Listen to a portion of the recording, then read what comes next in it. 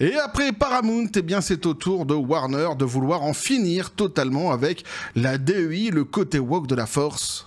On voit ça ensemble.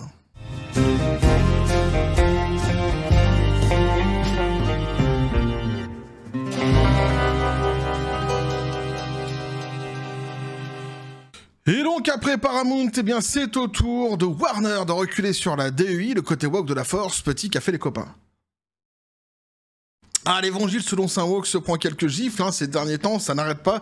Et ici, ce qui est intéressant, c'est qu'en plus, ils ont chiffré leurs pertes liées justement à la DEI. On va voir ça ensemble, et c'est énorme, ça se compte en milliards, évidemment, de dollars. Donc on nous dit, les listes des dirigeants mondiaux de Warner Bros. Et Discovery ne montrent aucun responsable de la diversité ou de l'inclusion.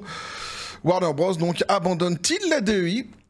Bah effectivement, c'est la conclusion qu'on va faire à la lecture de cet article-ci, puisqu'on nous dit, alors que Warner Bros. Se divise en deux sociétés, Dark Place a reçu des informations qui semblent montrer que Warner Bros. Et Discovery abandonnent le côté woke de la force, la DEI, dans une démarche qui a suscité de nombreuses discussions sur les cercles de divertissement. Warner Bros. Discovery a annoncé aujourd'hui que les noms de ces deux entités scindées seront Warner Bros. Qui englobera les services de streaming de la société comme Max et les actifs des studios de cinéma, et Discovery Global axés sur les réseaux câblés tels que HGTV, Food Network et TLC. Donc cette restructuration annule en grande partie la fusion de 2022 entre Warner Media et Discovery Inc. qui a créé WBD, sous la direction du PDG David Zaslav. Cette scission intervient alors que WBD est confronté à des pressions financières, notamment une dépréciation de 9,1 milliards de dollars. 9,1 milliards de dollars, c'est beaucoup. De son activité de réseau de télévision au deuxième trimestre 2024, dans un contexte de baisse des abonnements, du câble et des revenus publicitaires. Donc cette décision de scission se positionne comme un pivot stratégique permettant à chaque entité d'opérer indépendamment, attirant potentiellement des investisseurs ou des acquéreurs pour Discovery Global, une branche fortement axée sur le câble. Zaslav, qui a supervisé une réduction drastique des coûts depuis la fusion, notamment par des licenciements et des annulations de contenu, a décrit cette opération comme un moyen de débloquer la valeur, pour les actionnaires. Donc en gros, voilà, si tu préfères, il y a eu une audit qui a été faite en interne, ils se sont rendus compte qu'ils ont perdu énormément de pognon à cause de cette fameuse DEI, les actionnaires ne s'y retrouvent pas, donc eux, de leur côté, forcément, ils gueulent, il y a des actions qui sont mises en œuvre ici, et qui sont concrètes, on va le voir de toute façon en poursuivant l'article. Alors cependant, cette annonce a également alimenté les spéculations sur ce changement culturel et opérationnel plus profond, notamment concernant les initiatives en matière de diversité, d'équité et d'inclusion chez Warner Bros. Et Discovery Global, puisque en réalité, il y a une espèce de restructuration qui se fait au sein de l'entreprise à cause de ces pertes de 9,1 milliards de dollars, et on va se rendre compte qu'en réalité, le pôle qui est le plus attaqué ici pour l'avenir dans cette fameuse restructuration, c'est bien l'évangile selon Saint Woke, c'est bien le côté woke de la force. Donc ce qui démontre en réalité que c'est bien ce qui a été ciblé comme étant le gros problème qui a fait qui a causé ces pertes financières en grande partie à l'entreprise dernièrement. C'est tout simplement action et réaction. C'est aussi simple que ça, c'est du business, c'est froid. Le journaliste d'investigation Jonas G. Campbell de Dark Place a partagé sur X peu après la scission qu'il avait obtenu un courriel interne d'un employé WBD listant les responsables des entités Warner Bros. Et Discovery Global. Après la scission, le fil de discussion de Campbell a mis en évidence une absence notable. Aucun responsable dont le titre était lié à l'inclusion, à la diversité ou à l'équité. C'est-à-dire que dans la restructuration des équipes, tu as personne. En fait, elle est ici à la restructuration, il n'y a aucun problème, on l'a sous les yeux. Alors, je ne vais pas évidemment me taper tous les noms et leurs fonctions, mais effectivement, il n'y a aucun employé qui est là, donc à aucun poste pour la diversité, pour la DEI. Voilà, ce qui change par rapport à avant, puisqu'avant, effectivement, il y avait un poste qui était dédié à la DEI. Cette fois-ci, c'est terminé. Ce poste-ci n'existe plus. Campbell a souligné que Warner Bros. Recherchait toujours un directeur financier, un directeur des ressources humaines et de la culture, mais a souligné l'absence des postes spécifiques à la DEI pour ces deux entreprises. Cette révélation s'inscrit dans une tendance tendance générale à Hollywood et dans les entreprises américaines où les entreprises réduisent ou redéfinissent leur programme DEI sous la pression politique et économique. Alors évidemment, tu as tout le volet politique avec Biff Tannen actuellement, donc un Trump qui lutte contre le côté woke de la force et qui a mis en place une certaine politique justement pour contraindre les entreprises. Ça, c'est la première chose. Et puis après, tu as bien le volet économique. Et ce volet économique, en fait, il avait déjà commencé à contraindre les entreprises avant même l'arrivée de Trump. Souvenez-vous, il y avait déjà des entreprises qui faisaient des rétro-pédalages parce qu'ils s'étaient rendu compte des pertes immense qu'ils avaient donc financièrement à cause du côté woke de la force. Donc il y a une partie à imputer évidemment à la politique menée par Trump et ça bien fort heureusement d'ailleurs puisqu'il continue à lutter contre le côté woke de la force et il y a aussi une autre partie qui est tout simplement la partie business, la partie froide, la partie financière qui elle ne transige pas. Si t'as pas de pognon à cause de quelque chose, tu enlèves ou tu réduis ce quelque chose pour te faire du pognon. Ça c'est une évidence. Warner Bros, donc et Discovery Global, abandonne-t-il la DEI? Eh bien, la question de savoir si Warner Bros et Discovery Global récemment séparés, abandonnent le DEI, donc et d'actualité compte tenu de l'histoire de l'entreprise et de ses actions récentes. Parce qu'effectivement, on avait déjà vu ensemble par le passé, j'avais déjà fait des vidéos où j'expliquais qu'ils prenaient la direction de la fin justement de l'évangile selon saint Woke, de la DEI, du côté woke de la force. Donc ici, on est sur une étape supplémentaire qui vient corroborer ce que nous avions vu ensemble par le passé et les analyses que nous avions pu faire ensemble sur cette même chaîne d'ailleurs. Ça sentait bon, déjà par le passé, et ici ça se confirme. Le WBD, donc, s'est en effet éloigné des cadres DEI explicites, un processus qui s'est accéléré depuis le début 2025. En février 2025, WBD a annoncé le changement de nom de son groupe DEI pour se concentrer uniquement sur l'inclusion, c'est ça qu'on avait vu ensemble, par le passé évidemment, abandonnant donc des références de diversité et à l'équité dans ses politiques et communications internes. Une note de service de Jennifer Ramling, directrice des ressources humaines, et d'Asif Sadiq, directeur mondial de l'inclusion, indiquait que ces changements permettent de mieux aligner donc un autre langage sur nos priorités au sein de l'entreprise tout en réaffirmant son engagement en faveur d'une équipe inclusive. L'entreprise a également donc cessé de participer à des enquêtes de diversité menées par des tiers sur les lieux de travail et à supprimer les quotas d'embauche liés à la DEI. Donc on peut pas être plus clair, on est vraiment sur la fin, sur la volonté d'en finir totalement avec l'évangile selon saint Woke chez Warner, notamment donc les questions sur l'origine ethnique, ce fameux racisme qui est si cher au côté woke de la force, le sexe ou l'origine ethnique des candidats pour de nombreux postes aux États-Unis, in fine la discrimination. Alors ce changement s'inscrit dans un recul plus large d'Hollywood en matière de DEI, influencé par des décrets interdisant la DEI au sein des agences fédérales et par des menaces d'enquête sur les pratiques des entreprises. Alors ça, on le doit évidemment au gouvernement Trump actuel.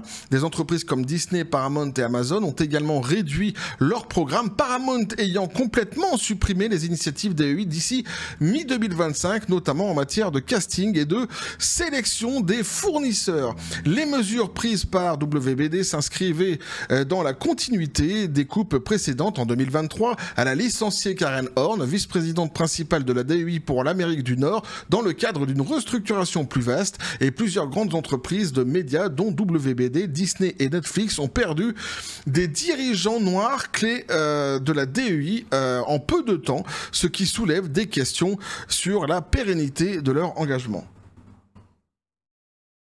Cependant, la position WBD n'est pas traduite par un abandon total, pas plus tard qu'en 2024, le directeur DEI Asif Sadiq, alors lui c'est autre chose encore, parce que on va voir, en fait lui ne lâche pas l'affaire, mais en fait c'est l'affaire qui le lâche.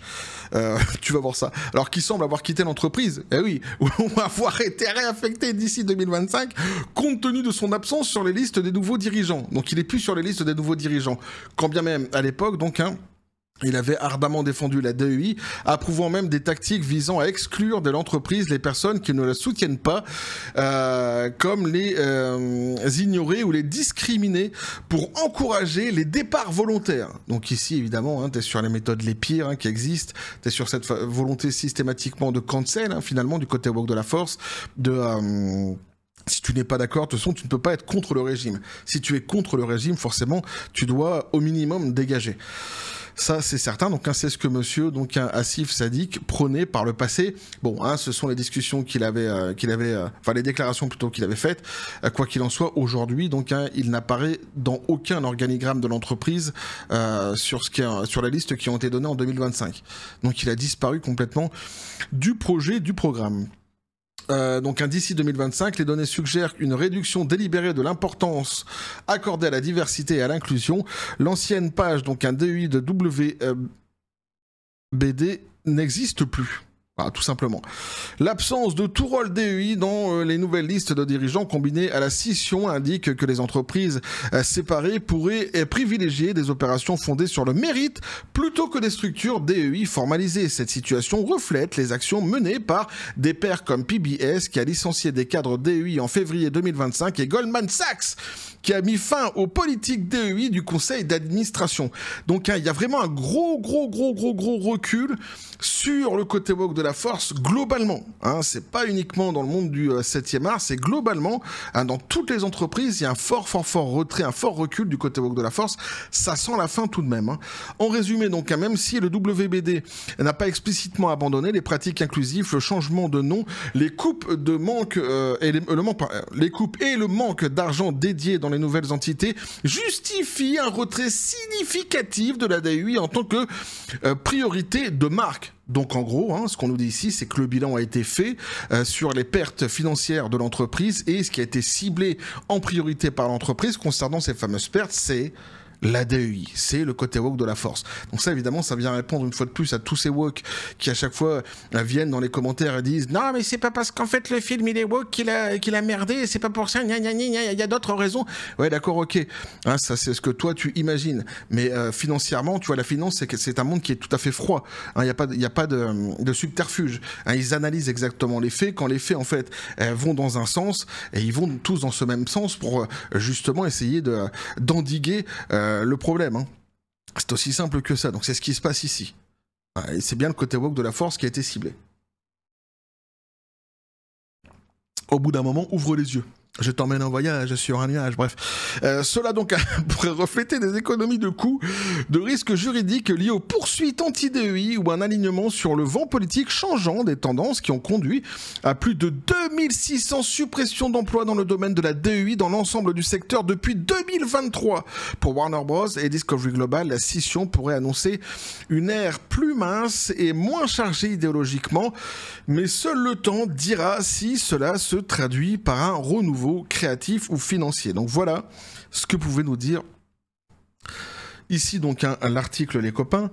Ce qui est simple, c'est qu'il y a eu une audit qui a été faite au sein de Warner et non déplaise à certains, il y a eu plusieurs milliards de dollars qui ont été dépensés, qui ont été perdus plutôt devrais-je dire, et dans cet audit, il a été ciblé en priorité les causes de ces pertes d'argent. C'est simple, c'est la DEI, le côté woke de la force. Donc, ceux qui disent c'est pas parce que il y a du wokisme dans un film que c'est pour cela que le film ne fonctionne pas, c'est autre chose, ou ceux qui disent c'est pas parce que toutes ces séries ou tous ces films sont woke que c'est forcément des productions de merde qui ne fonctionnent pas, c'est à cause d'autre chose que ça ne fonctionne pas, vous avez tort.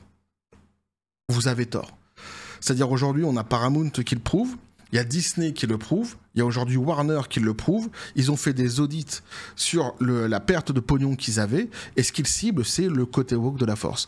Donc oui, ça ne vend pas, tout simplement, les gens ne se déplacent pas dans les salles de cinéma pour aller voir les films woke, c'est bien la conséquence de cette perte de pognon, le côté woke de la force, et idem pour les séries. Voilà. Et donc aujourd'hui, tu as toutes ces entreprises, toutes ces grosses entreprises qui sont obligées de réagir à cela. Alors, certains diront que c'est uniquement à cause du gouvernement de Biff Tannen, Trump. C'est faux, puisqu'il y avait déjà un rétropédalage qui était qui avait été donc amorcé avant même l'arrivée de Trump au pouvoir, et ce, plusieurs mois même, avant l'arrivée de Trump au pouvoir. Donc, c'est bien ici ce qui a été ciblé donc, par Warner, l'évangile selon Saint Woke, c'est la cause principale de leur perte de pognon, et ça se chiffre en milliards de dollars, plusieurs milliards de dollars. Donc, ils y remédient, ils évincent le côté woke de la force dans leurs entreprises, ils dégagent tous les postes DEI de leur entreprise. Évidemment, il va y avoir une nouvelle feuille de route qui va sortir. Alors, ce qui va être intéressant à suivre de notre côté, c'est la créativité.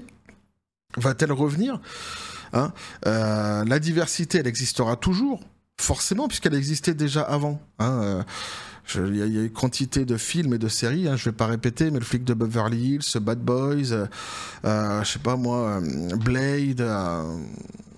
Ma famille d'abord, le Cosby Show, Arnold et Willy, et puis après ça c'est sur, tu as aussi des films qui étaient aussi d'une, comment je pourrais dire, qui envoyaient des messages qui étaient très très très puissants à l'époque, mais c'était très bien fait, notamment avec par exemple Les Nuits Fauves en France, mais tu as aussi le film Philadelphia aux États-Unis avec Tom Hanks, donc tout ça en fait ça existait déjà. Tout ça, ça existait déjà, sauf que c'était fait intelligemment, c'était bien fait et ça cassait pas les pokéballs des gens. Parce qu'en réalité, tu n'avais pas toujours cette même propagande avec toujours ces mêmes termes, cette même moraline dans chaque production. Ce qui fait que c'est le côté woke de la force. Qui est au-delà, donc, plutôt au-delà, au contraire, devrais-je dire plutôt, de ce qu'elle prétend être une idéologie qui est progressiste, c'est l'inverse, elle est tout à fait régressiste. Et elle a causé plus de tort qu'autre chose. À toutes les causes, soi-disant, qu'elle pense mener, ou sur tous les combats qu'elle pense justement se situer.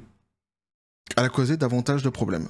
Voilà. Elle a créé davantage de racisme, elle a créé davantage d'homophobie, elle a créé davantage de transphobie, etc. etc. Cette idéologie a produit tout à fait l'inverse de ce qu'elle prétendait protéger et défendre. Voilà. Aujourd'hui, en tous les cas, les résultats sont clairs. Les entreprises font exactement le même bilan que nous faisions ensemble sur cette même chaîne. Il y a un rétropédalage complet dans le monde du 7e art. Ici, une fois de plus, donc on le constate avec Warner Bros. Hein, les faits sont les faits. Au bout d'un moment, c'est pas moi, c'est pareil, c'est pas moi qui invente les choses, c'est pas moi qui écris les articles. Hein. Ils sont ce qu'ils sont. Je sais que ça en emmerde certains, mais c'est comme ça.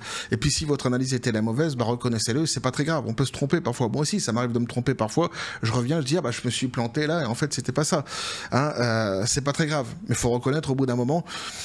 Ce qu'on a sous les yeux. Quoi qu'il en soit, n'hésitez pas à me dire ce que vous en pensez dans les commentaires, les copains, à vous abonner si le contenu vous a plu, activez la petite cloche pour les prochaines notifications, pour les prochaines vidéos qui vont arriver, à balancer un like, à partager la vidéo. Vous avez tous mes réseaux sociaux qui sont dans la description des vidéos. N'hésitez pas à venir, à basculer du côté de la force absurde des réseaux sociaux. Venez, venez vous abonner au réseau pour donner de la force à la chaîne. C'est gratuit. Sur ce, les copains, je vous dis comme toujours, la John Spartan P, félicité, pistolet à prout, c'est à toi. Qu'est-ce que tu penses de tout cela ? Ouais, c'est ça, c'est un fulguro point.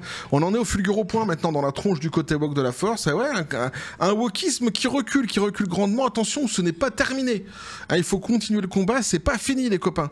Hein, il recule notamment grâce à nous.